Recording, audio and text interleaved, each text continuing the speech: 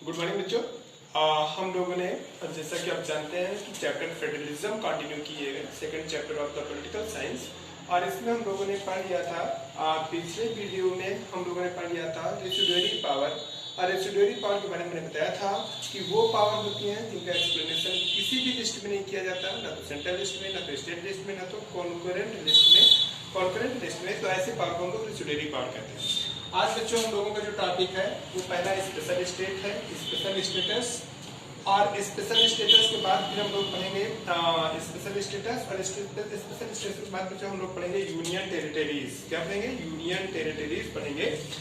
तो आज हम लोग पहले पढ़ते हैं कि स्पेशल स्टेटस क्या है। तो बच्चों इंडिया में मैंने पहले बताया था कि इंडिया एक वेरी स्पेशल टाइप का फेडरल कंट्री है। इंडिया बाकी फेडरल कंट्री से डिफर करता है क्योंकि इंडिया में सारे स्टेट को इक्वल पावर नहीं दी गई है। The powers is not equally distributed among all the states of India. That's why India को थर्ड रूट या special route of the federation के नाम से हम लोग यूज किए थे हम लोगों ने। तो आज हम लोग पढ़ते हैं स्पेशल स्टेटस। तो बेटा इंडिया के कुछ स्टेट को, इसके बारे में हम आपको बता दें कि आर्टिकल 370 के थ्रू आर्टिकल 370 के थ्रू बेटा जम्मू कश्मीर को स्पेशल स्टेट का स्टेटस प्रोवाइड किया गया था। ठीक है, प्रोवाइड किया गया था, लेकिन अब स्पेशल स्टेट का स्टेटस नहीं है।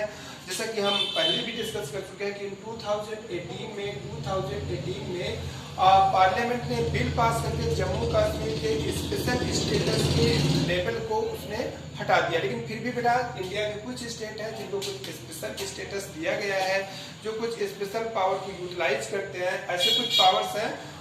तो उन पावर्स के बारे में अगर हम पढ़ें तो जैसे बेटा असम है, असम के कुछ स्टेट, कुछ डिस्ट्रिक्ट हैं जहां पर कुछ शेड्यूल ट्राइबल कम्युनिटी रहती हैं, वहां पर सेंट्रल गवर्नमेंट को ज्यादा ही कुछ इंटरफेयर करने का राइट दिया गया है। या कुछ अदर स्टेट्स हैं जहां पर कुछ अदर स्टेट के कंपेरेटिवली वहां के स्टेट में सेंट्रल गवर्नमेंट ज्यादा डोमिनेंट है। तो हम लोग स्पेशली स्पेशल स्टेटस के बारे में जो पढ़ रहे थे वो स्पेशली अब आप लोगों को सिलेबस में नहीं है, क्योंकि वो जम्मू कश्मीर को दिया गया था आर्टिकल 370 के थ्रू। जैसा कि हम लोग जानते हैं जम्मू कश्मीर के बारे में थोड़ा सा पढ़ लेते हैं।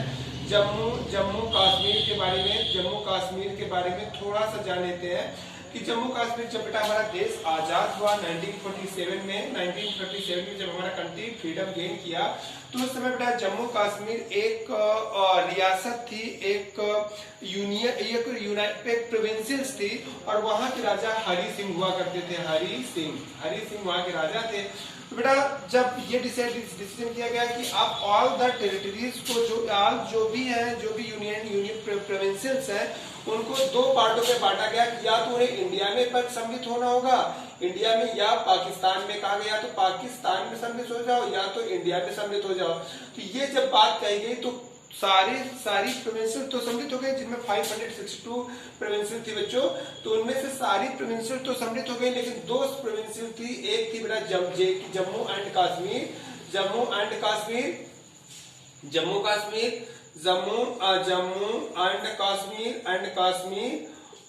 कश्मीर और एक था बेटा हैदराबाद। ये दो प्रोविंसेस ऐसे थे जिन्होंने किसी भी स्टेट में, ना तो इंडिया में ना तो पाकिस्तान में सम्मिलित होने से इनकार कर दिया। और इन्होंने कहा कि हम लोग एक कंट्री के रूप में एग्जिस्ट करेंगे, हम लोग अलग एक देश बनाएंगे। तो इस बात को लेकर के बेटा एक विवाद स्टार्ट हुआ, और उस विवाद को सेटल डाउन करने के लिए बच्चों मतलब जब जवाहरलाल नेहरू को became the first prime minister, वो जब कुछ दिन के लिए बाहर की अमेरिका की यात्रा में गए, तो बेटा वल्लभ भाई पटेल, जिन्हें आयरन पर्सन ऑफ इंडिया कहा जाता है, उन्होंने बेटा क्या किया कि आर्मी के हेल्प से हैदराबाद के जो किंग थे, जिन्हें निजाम कहा जाता था, निजाम को जबरदस्ती उन्होंने इंडिया में with the help of army के थ्रू उन्होंने निजाम को जबरदस्ती इंडिया में सम्मिलित कर लिया, डिसॉल्व कर लिया। तो बेटा ये बात देख करके पाकिस्तान ने जम्मू कश्मीर के ऊपर अटैक कर दिया। तब राजा हरि सिंह ने भारत से मदद मांगी और भारत ने इस शर्त पे मदद किया कि आप हमारे साथ हमारे हमारे कंट्री में आकर के ज्वाइन होंगे। तो हरि सिंह ने बेटा ये बात तो एक्सेप्ट कर लिया कि हम भारत के साथ ही ऐड होंगे, भारत में ही डिजॉल्व होंगे, बशर्ते हमारे स्टेट को एक स्पेशल स्टेट का स्टेटस प्रोवाइड कर दिया जाए। तो इस वजह से जम्मू कश्मीर को बेटा जम्मू कश्मीर को आर्टिकल 370 के थ्रू स्पेशल स्टेट का स्टेटस दिया गया और जो कि अभी 2018 तक कंटिन्यू रहा 2018 तक। लेकिन 2018 में गवर्नमेंट ने पार्लियामेंट ने बिल पास करके जम्मू कश्मीर के इस गवर्नमेंट के ऑर्डर के थ्रू जम्मू कश्मीर का जो स्पेशल स्टेट का स्टेटस था उसको खत्म कर दिया और जम्मू कश्मीर को अब भारत सरकार ने बेटा दो यूनियन टेरिटरीज में डिवाइड कर दिया और इस तरीके से अब हमारे पास जो पहले हमारे इंडिया में जैसा कि आर्टिकल 1 कहता है कि India is the country of पहले क्या था बेटा 29 तो अब 28 स्टेट्स एंड पहले क्या था 7 अब 9 टेरिटरीज के नाम से इंडिया बन गया बेटा। 9 टेरिटरीज के नाम से बन गया, टेरिटरीज के नाम से इंडिया को अब कंसीडर किया जाता है। तो अब बेटा हम लोग पढ़ेंगे यूनियन टेरिटरीज। अब हम बातें करेंगे यूनियन टेरिटरीज के बारे में। तो बातें करेंगे यूनियन टेरिटरीज के बारे में। Union territories Indian union territories. तो अगर बेटा इंडियन टेरिटरीज के बारे में बात करें तो इंडिया में बेटा इस समय 9 यूनियन टेरिटरीज है बेटा। 9 यूनियन टेरिटरीज है। यूनियन टेरिटरीज इस समय बेटा इंडिया में 9 है। यूटी यूनियन टेरिटरीज के नंबर्स 9 हो गई। पहले बेटा क्या था, पहले ये 7 थी, लेकिन जम्मू कश्मीर को बाद में 2018 में 2 यूनियन टेरिटरीज में डिवाइड करके इंडिया में सम्मिलित किया गया और इस तरीके इंडिया का एक मतलब यूनियन टेरिटरीज में सम्मिलित किया गया। और इंडिया का तो वो नॉट डिविजिबल पार्ट है, इंडिया का अनडिविजिबल पार्ट है जम्मू कश्मीर। तो वो 9 यूनियन टेरिटरीज 9 होती है। तो यूनियन टेरिटरीज का विशेषता क्या होती है कि जैसे हम लोग जानते हैं कि इंडिया एक फेडरल कंट्री है और पावर्स को हमने सेंटर और स्टेट गवर्नमेंट के बीच में डिवाइड कर रखा है।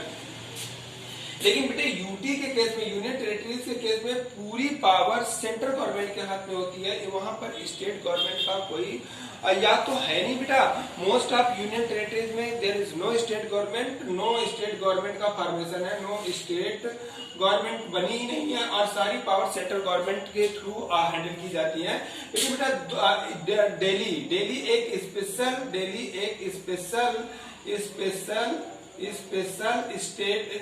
यूटी है जहां पर बेटा स्टेट गवर्नमेंट का फॉर्मेशन किया गया है।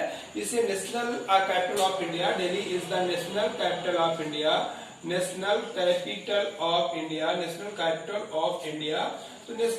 ऑफ इंडिया होने की वजह से यहाँ पर बेटे एक स्टेट गवर्नमेंट का फॉर्मेशन किया गया है। दिल्ली में स्टेट गवर्नमेंट का फॉर्मेशन है। लेकिन दिल्ली की स्टेट गवर्नमेंट उतने पावर्स को हैंडल नहीं कर पाएगी, उतने पावर्स हैंडल नहीं करती। फॉर एग्जाम्पल के तौर पर जैसा कि हम लोगों ने जब पढ़ा था हम लोग कल पढ़ रहे थे सेंट्रल स्टेट रिलेशन, तो एक इम्पोर्टेंट क्वेश्चन मैंने पूछा था कि पुलिस जो है, पुलिस डिपार्टमेंट ये स्टेट लिस्ट का सब्जेक्ट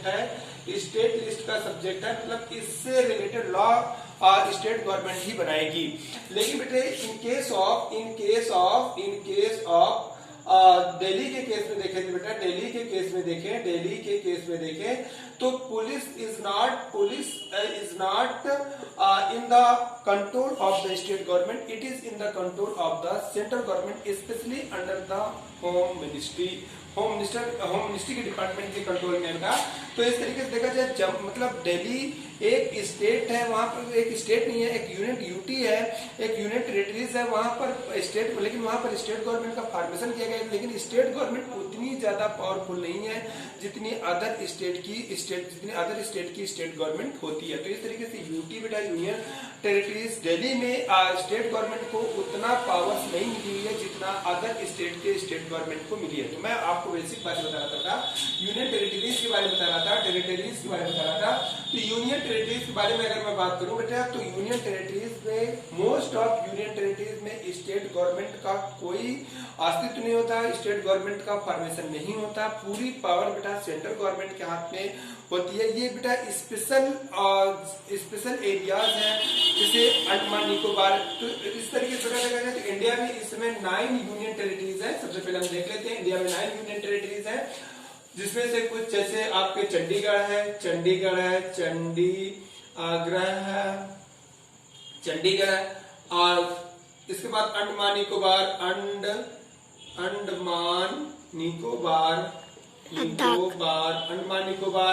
इसके बाद आपका दिल्ली हो गया,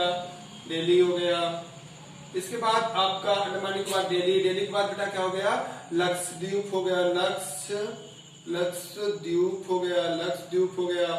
इसके बाद लक्षद्वीप के बाद आप लोगों का हो गया बेटा लक्षद्वीप के बाद चंडीगढ़ के बाद Andaman Nicobar, Delhi, Lakshadweep, Pondicherry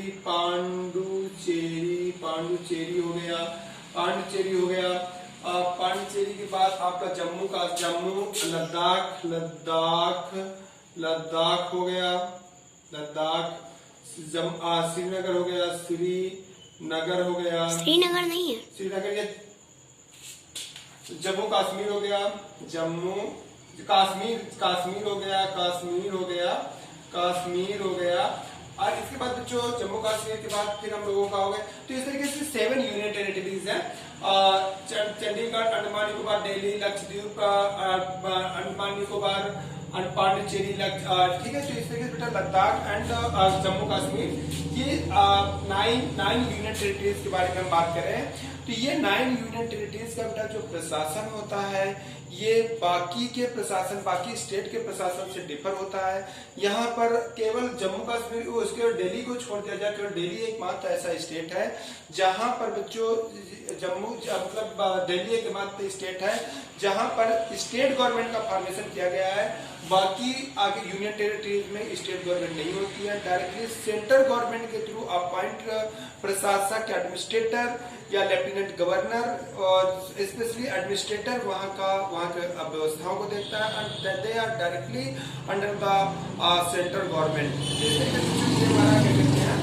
this is about union territories के बारे में। तो बच्चों इसके बाद फिर हम एक वीडियो और बनाएंगे जिसमें हम बातें करेंगे अबाउट पावर शेयरिंग अरेंजमेंट के बारे में हम बातें करेंगे। Okay, thank you.